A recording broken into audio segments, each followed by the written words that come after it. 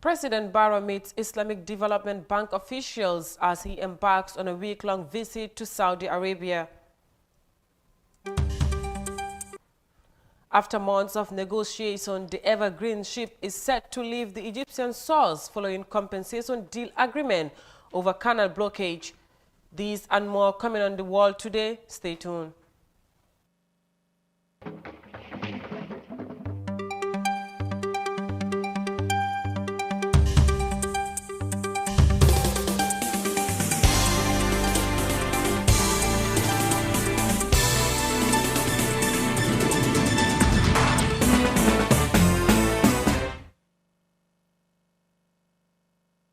Viewers, you're watching the World Today newscast here on Africa TV with me, Sohna Tunkara, and now to our news in detail.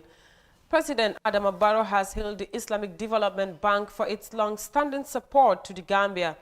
The Gambian leader made the remark during his meeting with the bank officials in Mecca on Friday. Details of that in this report by Amadou Kante.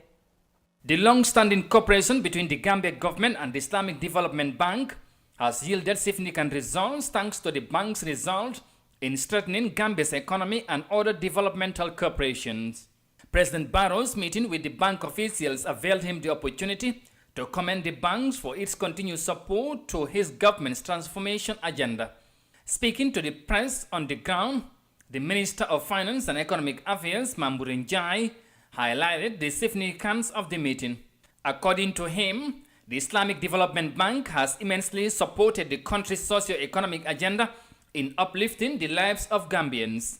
But because of our relationship with the ISDB, it's important always to take stock, review what we've been doing, and that to say thank you to the ISDB group. I think as at now, end 2020, the total portfolio is in the tune of $163.5 million and is across-cutting projects. It includes education, transportation, agriculture and energy. And the impact it has had on our socio-economic development for 41 years, that's the relationship. And it's a solid foundation. Our intention is to cement and continue the relationship, deepening in the relationship, and to make sure we do find new areas of investment. The finance minister also explained the government's plan in cementing ties with the bank to further explore other national interests of development. The way forward is to really uplift in terms of the type of investment that we'll be getting from the bank. We're looking at sectors, again, in education. They have been sponsoring students from the bachelor's degree up to PhD levels. But what most important now, we are looking at infrastructure and health. These are the areas that we are looking at to see how we can upgrade and upscale the investment from the bank. It's been very fruitful, 41 years, it's not 41 days. And virtually all the projects, alhamdulillah, they've been doing well. That is why on a Friday, off day for the president of IDB, has come personally to see the president. Small in size, but powerful and very big in the way we do our things.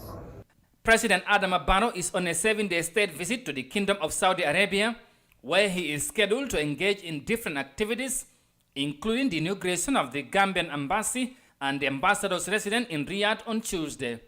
The Gambian leader had on Thursday performed Umrah at the holy city of Mecca, where he took his arham and performed tawaf, the circling round of the Kaaba. President Barrow is expected to return to Banjul on Tuesday, 29th June. Reporting for Africa News, I am Amadou Kante.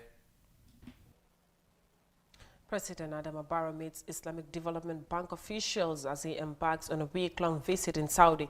Now, after months of negotiation, the evergreen ship is set to leave the Egyptian shores, following an agreement with the ship company to compensate them for their losses. The Japanese-owned ship has been held in Egypt since March because of the two parties were negotiating on the compensation fee, but neither of the parties made an official announcement on the agreed fee. Details of that in this report. The Ever Given, the ship that blocked the Suez Canal entirely for 6 days 3 months ago, could soon be released from Egyptian custody. Egyptian authorities say they've made an initial agreement with the ship's company over the compensation it will pay the Suez Canal for its successful rescue mission and to compensate for the loss in canal revenues it caused. Egypt has been seizing the ship and most of its crew since March 29. That is when it dislodged the Ever Given after freezing navigation completely in the canal. Negotiations with insurers and the ship's owner failed repeatedly during these 3 months. Initially, Egypt wanted more than $900 million for rescuing the vessel without damaging its body and saving its load of 18,500 containers. After the Japanese owner offered $150 million, the Suez Canal Authority decreased its aspired amount to $550 million. But that too was not acceptable for the cargo ship's negotiating team. Neither the Canal Authority nor the Ever Given representatives have officially announced the final bill. Negotiations to finalize the initial agreement will begin next week. The Ever Given could be finally free to head to its final destination in Europe once its owner makes a down payment to the Suez Canal Authority. The Evergreen ship is finally set to leave Egypt. Now coming back home, in an effort to make Gambia a crime-free country, the Gambia Police Force has extended their Operation Zero Crime campaign to the provincial regions. In their weekly joint press conference on Thursday, the Gambia Police Force said they have arrested 104 persons within the Greater Banjul area. More of that in this report by Binta Jallo. The Gambia Police Force continue its mandate in making sure there is peace and stability in the country by ensuring that the Gambia is stable and people's life and properties are protected. The Operation Zero Crime campaign, which was only within the Greater Banjul areas, is now extended to the provincial regions of the country. From the 14th to the 20th of June 2021, a total of 104 individuals were arrested, but after a thorough screening, 23 of those arrested were released immediately because they were not connected to any crime.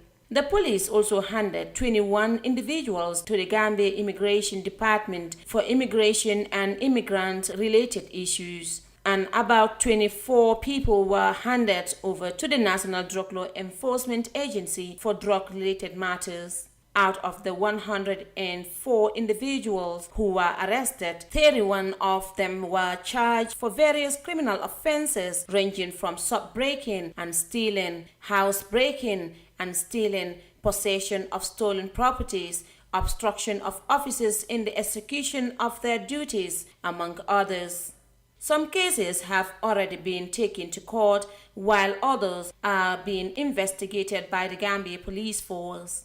The public relations officer of the Gambia Police Force stated that their officers are usually obstructed during the execution of their duties. Njai therefore advised the public to desist from this act and allow the officers to do their job.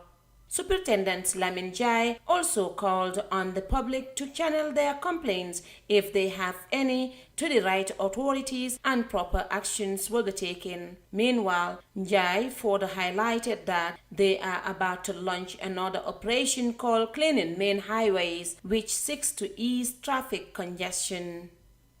We are about to launch another operation that we will be clearing the highway of all obstacles and derelict vehicles, and also we know there are some people who have who are tire sellers, and they put tires along the highway at some areas.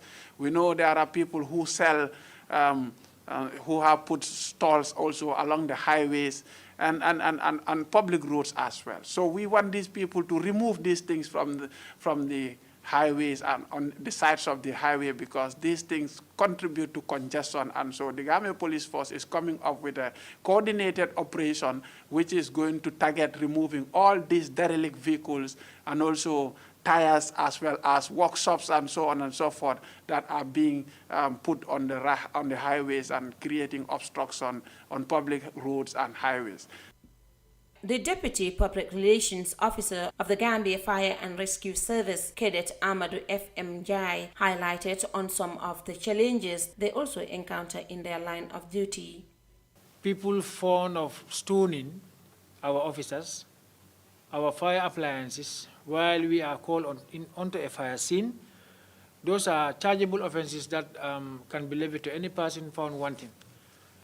Cadet Njai stated that such behavior will have a great impact on the fire victims. He called on the general public to allow the officers to do their job accordingly and allow them to assist during hard times.